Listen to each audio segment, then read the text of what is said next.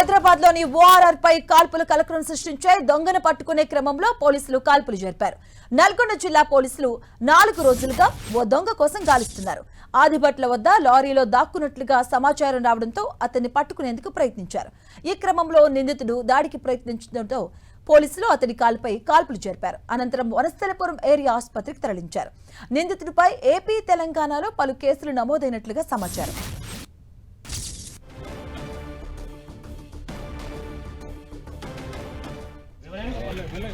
మెల్ల మెల్ల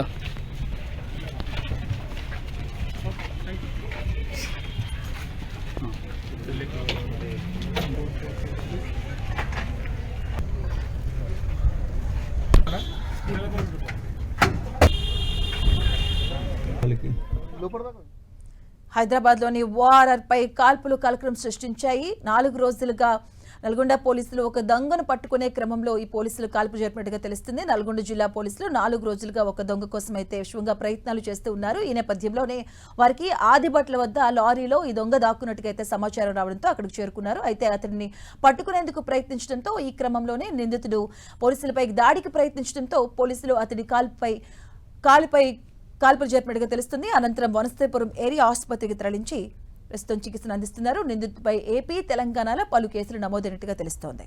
హైదరాబాద్ లోని ఓఆర్ఆర్ పై కాల్పులు కలకలం సృష్టించాయి. దొంగను పట్టుకునే క్రమంలో పోలీసులు కాల్పులు జరిపారు. నల్గొండ జిల్లా పోలీసులు గత 4 రోజులుగా ఒక దొంగ కోసం అయితే విశ్వంగా గాలిస్తూ ఉన్నారు. ఆదిబట్ల వద్ద దొంగ లారీలో దాక్కున్నట్టుగా సమాచారం రావడంతో పోలీసులు అతన్ని పట్టుకునేందుకు ప్రయత్నించడం జరిగింది. అలాగే ఈ క్రమంలో నిందితుడు దాడికి ప్రయత్నించడంతో పోలీసులు అతని కాళ్లపై కాల్పులు జరిపారు. అనంతరం వనస్థలపురం ఏరియా ఆసుపత్రికి తరలించారు.